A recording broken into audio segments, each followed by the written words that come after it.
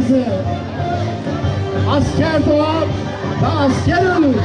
Erkeğin kızı öz benliğini bulan.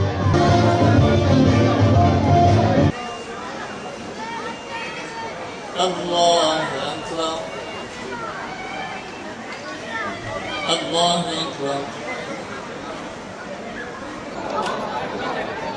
فمنهم من قضى نحبه.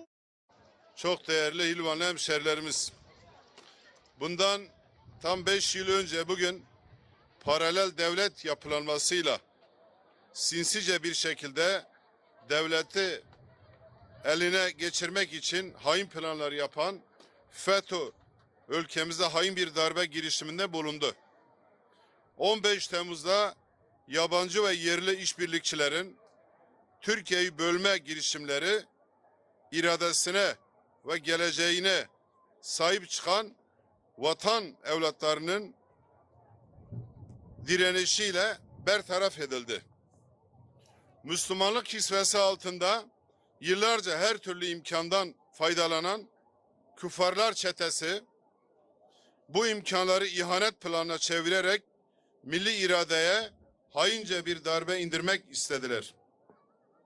Ancak Cumhurbaşkanımız Sayın Recep Tayyip Erdoğan'ın liderliğinde ve aziz milletimizin basiret ve ferasetiyle bertaraf edildi.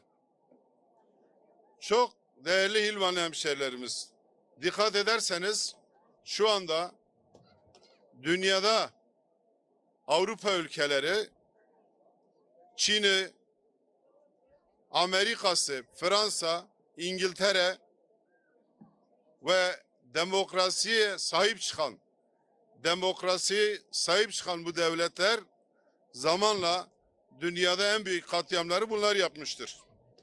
Amerika'da Kızılderililer katliamı, Fransa'nın Kuzey Afrika ülkelerinden Tunus, İngiltere'nin yine öyle, Yunanistan'ın işte İzmir'i işgali, Fransa'nın Gaziantep, Kahramanmaraş ve Türkiye'yi kendi aralarında bölüşmeleri tarihte hepimiz okuyoruz.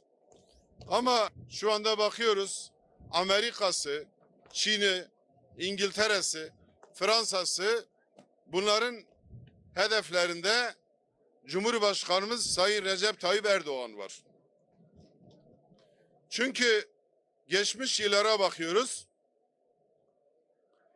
En son Ermenistan'ın Azerbaycan'a saldırması.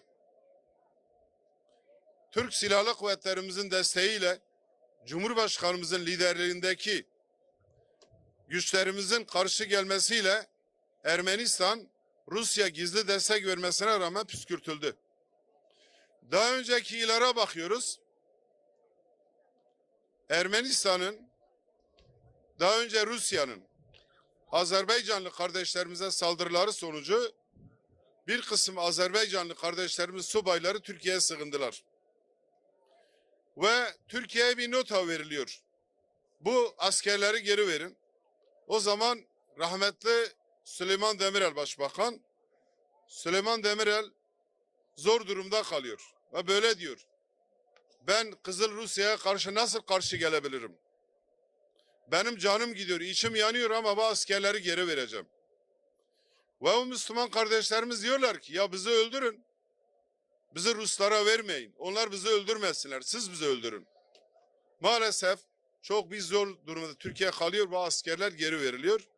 Ve o askerlerimiz zalim Rus subayları tarafından öldürülüyor.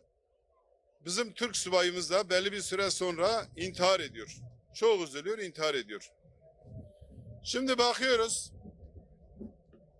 zaman zaman işte darbeler yapılıyor, muhtıralar veriliyor. En son 15 Temmuz darbesi FETÖ terör örgütü ve yandaşları tarafından sinsice polisimizin içine sızarak, askerimizin içine sızarak, Adalet Bakanlığımızın içine sızarak Türkiye'de gizli bir devrim yapmak istediler.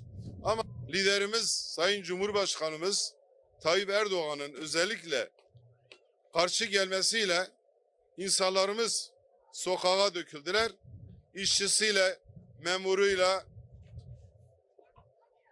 profesörüyle, belediye başkanlarıyla bütün halk birleşerek hiçbir ayrım yapmadan Kürdüyle, Türküyle bir araya gelerek karşı geldiler ve bu darbeyi püskürttüler.